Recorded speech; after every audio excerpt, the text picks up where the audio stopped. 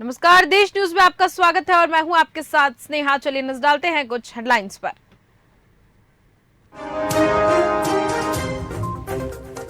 BJP अध्यक्ष JP Nadda के आवास पर होगी बैठक। बीजेपी के संगठन महामंत्री बीएल संतोष रहेंगे मौजूद। राजस्थान प्रदेश अध्यक्ष सीपी जोशी भी रहेंगे मौजूद। शहर के लोहिया नगर के मकान में विस्फोट, तेज धमाके से पूरा मकान हुआ जमींदोज। मकान के मलबे में आतिशबाजी का सामान मिला।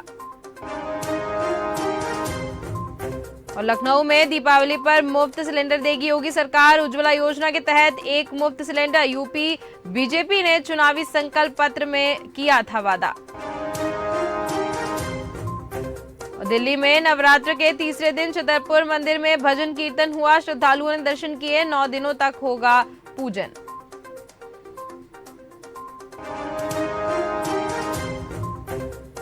पूरे देश में नवरात्र का त्योहार मनाया जा रहा है। इस दौरान दिल्ली के लाल किले पर लव कुश रामलीला का आयोजन किया। सैकड़ों लोग रहे मौजूद। चलिए अब देखते हैं खबरें विस्तार से। कांग्रेस ने मध्य प्रदेश, छत्तीसगढ़ और तेलंगाना विधानसभा चुनाव के लिए अपने उम्मीदवारों की पहली लिस्ट जारी कर दी है। मध्य प्रदेश के पूर्व सीएम कमलनाथ छिंदवाड़ा से चुनाव लड़ेंगे। वहीं दिग्विजय सिंह के बेटे जयवर्धन सिंह राठौर से चुनाव मैदान में उतरेंगे और कांग्रेस की लिस्ट आते ही असंतुष्टि दिखाई दे रही है और कुछ नेता दिल्ली रवाना होने की ऐसी खबरें सामने आ रही हैं। तो यहाँ पर जब कांग्रेस की लिस्ट सामने आई है, कई जगह पे असंतुष्टि नजर आ रही है। असंतुष्टि किस प्रकार से नजर आ रही है उम्मीदवारों को लेकर कि उम्मीदवार किस तरीके से यहाँ पर विरोध करते हुए भी नजर आ रहे हैं मध्य प्रदेश में। और इस पर चर्चा के लिए हमारे साथ देश न्यूज के एडिटर इन चीफ जुड़ने वाले हैं और इस पर विस्तृत चर्चा करेंगे। चर्चा इस प्रकार होगी कि जैसे ही मध्य प्रदेश में चुनाव को लेकर कांग्रेस ने अपनी लिस्ट जारी करी, उम्मीदवारों के नाम की लिस्टिंग करी, वैसे ही यहाँ पर कांग्रेस में विरोध होता भी नजर आ रहा है। विरोध इस तरीके से नजर आ रहा है कि जिन उम्मीदवारों को यहाँ पर जिनका टिकट काटे गए हैं वो निर्दलीय चुनाव लड़ेंगे, ऐसी खबरें भी सामने आ रही हैं। तो यहाँ पर सवाल तो ये उठ रहा है कि जिनके टिकट कटे हैं, कुछ अच्छे नामों के भी टिकट यहाँ पर काटे गए हैं। तो यहाँ पर सबसे बड़ी खबर ये है कि अगर यहाँ पर विरोध होता नजर आ रहा है कांग्रेस में की लिस्टिंग के बाद, तो यहाँ पर आगे क्या कुछ होने वाला है। और इस पर चर्चा के लिए हमारे साथ देश न्यूज के एडिटर इन चीफ जय श्रीवास्तव जी जुड़ चुके हैं। जय श्रीवास्तव जी, बहुत बहुत स्वागत है आपका देश न्यूज पर। धन्यवाद। मैं इस खबर पर आपको जवाब दूं और अपडेट दूं, इससे पहले मैं एक जरूरी खबर बता देना चाहता हूं कि आज कांग्रेस का जो वचन पत्र है वो जारी कर दिया है।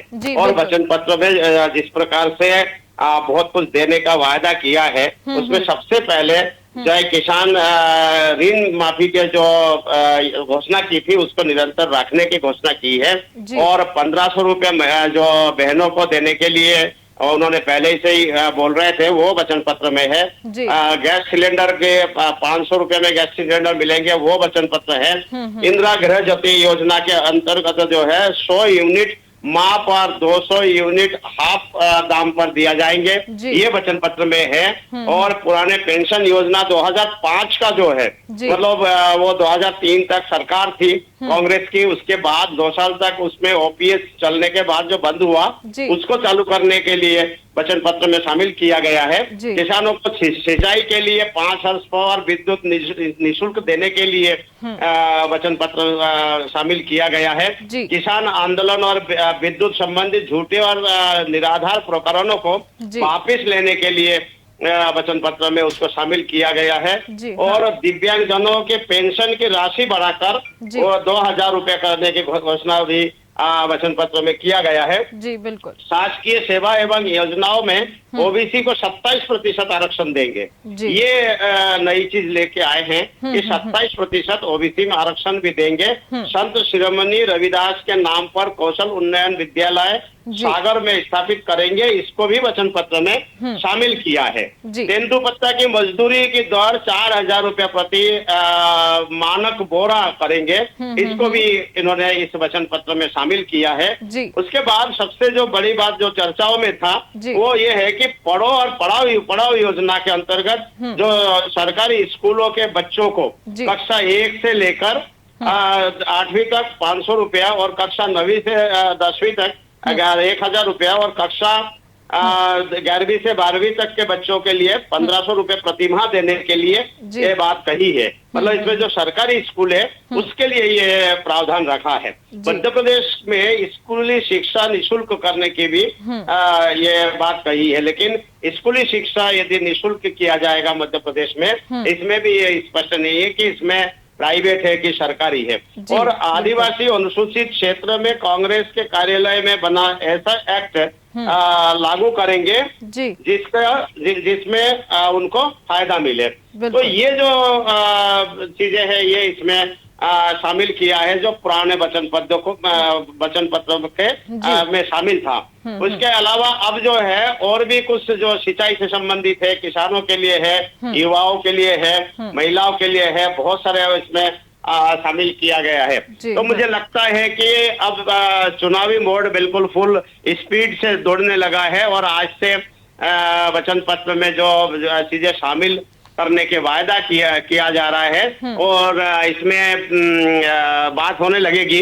और आज भारतीय जनता पार्टी ने भी ये कहा कि उनके प्रवक्ताओं के द्वारा ये कहा गया कि जिस प्रकार से पिछले बार लोगों को छला गया है, किसान कर्ज माफी की बात कही गई थी, उसमें जो है ये किसी भी प्रकार से कोई उसमें उन्होंने कुछ किया नहीं। जब 1.5 साल की सरकार कांग्रेस की रही है और आप लंबा चौड़ा वचन पत्र उन्होंने जारी किया है। खैर अभी ये वचन पत्र में जो है अब कितना अमल हो पाता है या कितना इस पे चर्चा होती है, ये आने वाले समय में हम बताएंगे और हम देखते इस पे नजर रखेंगे। अब रहा सवाल आपने जो सवाल किया है कि आज जो मध्य प्रदेश की स्थिति है और मध्य प्रदेश में जैसे ही कांग्रेस ने टिकटों की घोषणा की है, वैसे ही जो है वहां पर बड़े पैमाने पे नाराजगी सामने देखने को मिल रहे हैं। और सूचना ये आ रही है कि 144 में से लगभग 35 सीटें ऐसी है जहां पर उम्मीदवार बदलने की संभावना है। जी मैं जानना चाहती हूँ जय श्रीवास्तव जी, जैसे कि विरोध हो रहा है तो क्यों जिनके टिकट कटे हैं क्या वो बड़े नाम हैं ऐसे जहां से उनको चुनाव लड़ना था, इस वजह से ही विरोध हो रहा है? और ये भी बात सामने आ रही है कि अगर उनको कांग्रेस टिकट नहीं देती है तो क्या वो निर्दलीय तरीके से वहां पर चुनाव लड़ेंगे? देखिए बहुत सारी चीजें इस बार जो चर्चाओं में है वो ये है कि जैसे ही ये सूची जारी हुई वैसे ही जो है ये कुछ लोग जो उम्मीदवार बनने के लिए बिल्कुल दरवाजा पर खड़े हुए थे, उन लोगों के कार्यकर्ताओं में एक भारी आक्रोश है। विशेष करके मैं बताना चाहूंगा जो वीरेंद्र रघुवंशी है, जिन्होंने बड़े दलबल के साथ में यहाँ पर कांग्रेस ज्वाइन किया था, भारतीय जनता पार्टी के विधायक थे, उनका भी टिकट काट दिया गया, उनके जगह पर किसी और को टिकट दिया गया। इसी प्रकार लगभग 35 जगह है पूरे मध्य प्रदेश में, उसमें इनका टिकट नहीं होने के कारण से ये उनका टिकटों को जो है उसमें उनके जो कार्यकर्ता है उसमें नाराजगी है। उसमें विशेष करके दतिया है, नागौद है, इंदौर 4 है, खरगापुर है, महाराजपुर है, नरियावली है, सुहासरा है, उज्जैन उत्तर है, ग्वालियर ग्रामीण है, धर्मपुरी है, आलोट है, बिजावर है, बुधनी है। इन सब जगह पर जो है कार्यकर्ता सड़कों पर है। तो मुझे लगता है कि इन जगह पर जो है फिर पुनर्विचार भी कांग्रेस कर सकती है, क्योंकि जिस प्रकार से बुंदेला इसमें दमोह से और सुहासरा से भी एक वजनदार उम्मीदवार थे भुवनेश सिंह चौहान, उनको भी जो है टिकट नहीं दिया गया। वहां से भी 29,000 से हारे हुए व्यक्ति को टिकट दिया गया। तो मुझे लगता है कि ये जो आक्रोश है ये कांग्रेस को ले डूबेगी।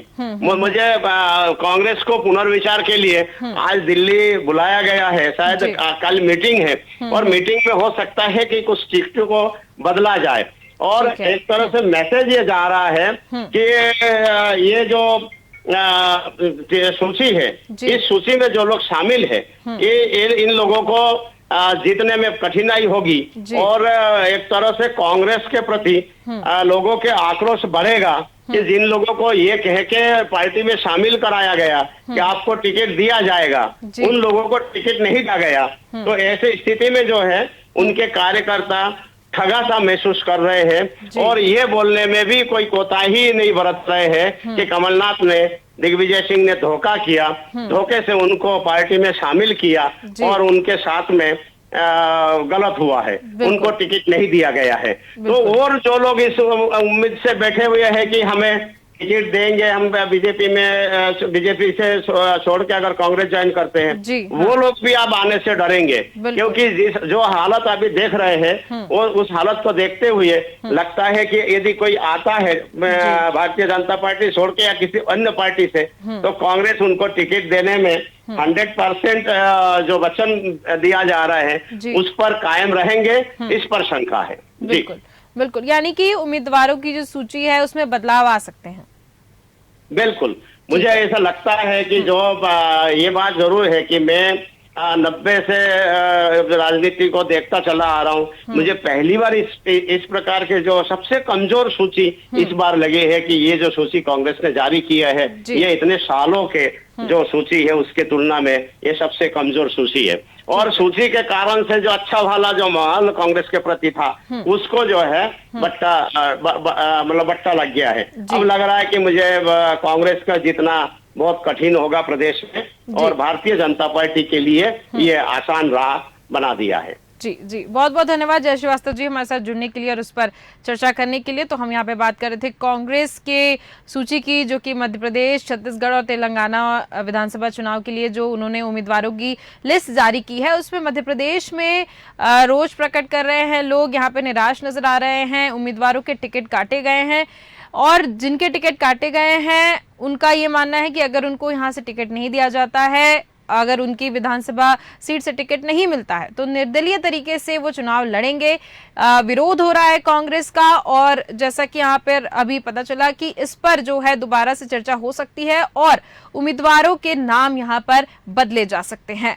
तो खबरों का सिलसिला लगातार जारी रहेगा। देखते रहिए देश न्यूज। नमस्कार।